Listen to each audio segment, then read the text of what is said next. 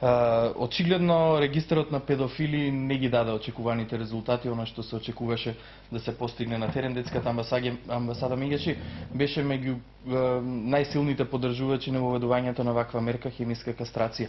Очекувате ли сега да се намали бројот барем на луѓето повторници на извршувањето на делата педофилија?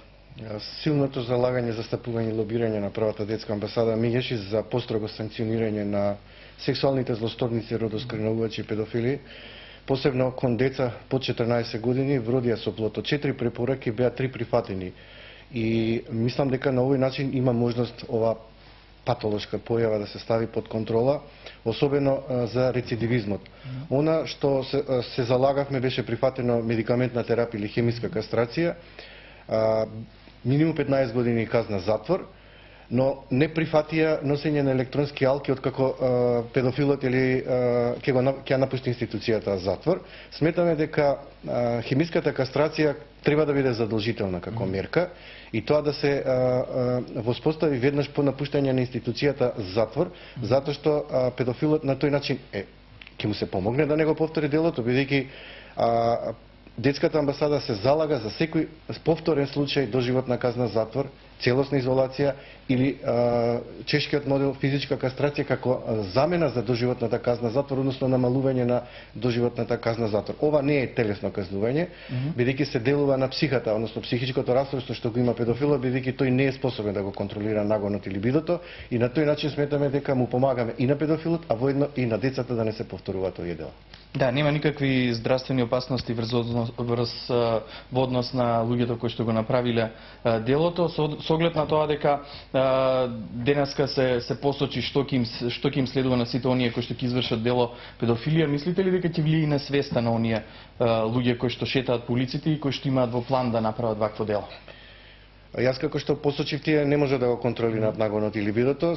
Сигурно ќе се влие на нивното однесување кон децата, ќе се ограничи и нивниот пристап, бидејќи регистарот веќе функционира, хемиската кастрација ќе биде задолжителна мерка, ќе се казнуваат минимум 15 години.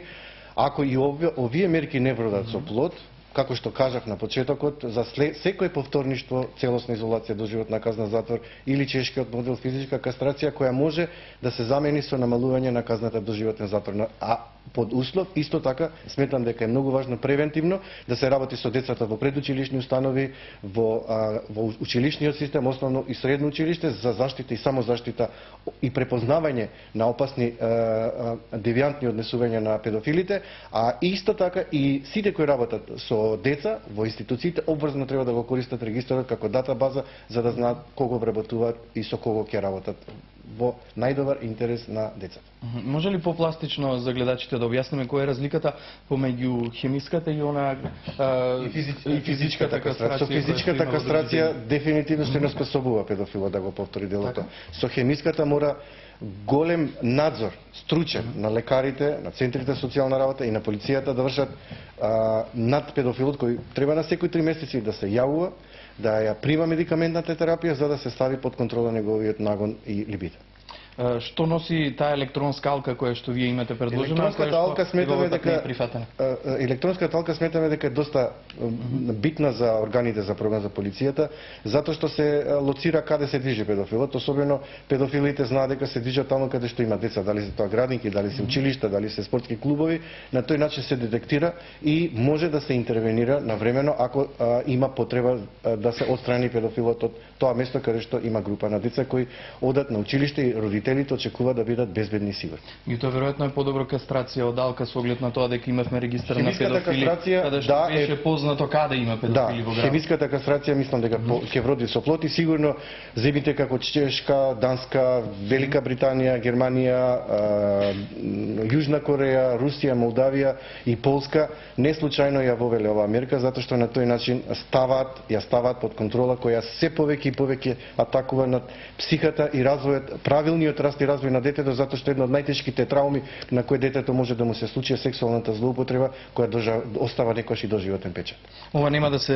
Ваквите измени нема да се применуваат за оние лица кои што веќе издржуваат затворска казна. Кои се вашите очекувања? Не ми одговоривте на почетокот. Очекувате ли да се намали бројот на лицата кои што биле кои повтор пат го повториле делото?